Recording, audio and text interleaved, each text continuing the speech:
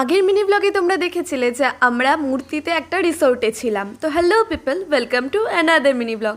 পরের দিন সকাল সকাল উঠে আমি প্রথমে বেলকনিতে দাঁড়িয়ে আশেপাশের ভিউটা দেখছিলাম, যেখান থেকে নদী দেখা যাচ্ছিল। তারপর আমি চলে গেলাম আমাদের রিসোর্টের বাগানে। আগের দিন রাত্রে তো বুঝতেই পারিনি ওখানে একটা পলাশ গাছ ছিল এবং নিচে পলাশ ফুলে ভর্তি ছিল। আমি কয়েকটা কুড়িয়ে নিলাম, আমার তো খুবই ভালো লাগে পলাশ ফুল। আমরা রাত্রেবেলা এসেছিলাম তাই রিসোর্টটা ভালো করে ঘুরে দেখা হয়নি, সকালবেলা অনেকক্ষণ ঘুরে ঘুরে দেখলাম।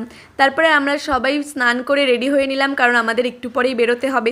প্রথমে ভেবেছিলাম ব্রেকফাস্টটা বাইরে গিয়েই করব, তারপর সবার মনে হলো যে হোলির দিন বাইরে দোকানপাট একেবারেই খোলা পাওয়া যাবে না, তাই আমরা রিসোর্টেই লুচি, রুটি আর আলুর সবজি দিয়ে সুন্দর করে ব্রেকফাস্টটা সেরে নিলাম। আমি আগে থেকেই কিছু ভিডিও প্ল্যান করে গেছিলাম, তো ওখানে ভাইদেরকে ক্যামেরাম্যান বানিয়ে দিয়ে আমি এখানে ভিডিও শ্যুট করছি। এটা রিলটা তো তোমরা পেয়েই গেছো।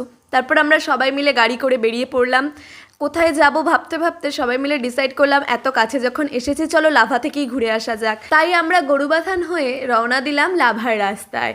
রাস্তার পাশে সুন্দর দৃশ্য দেখতে দেখতে আমার মনটা তো ভালো হয়ে উঠছিল।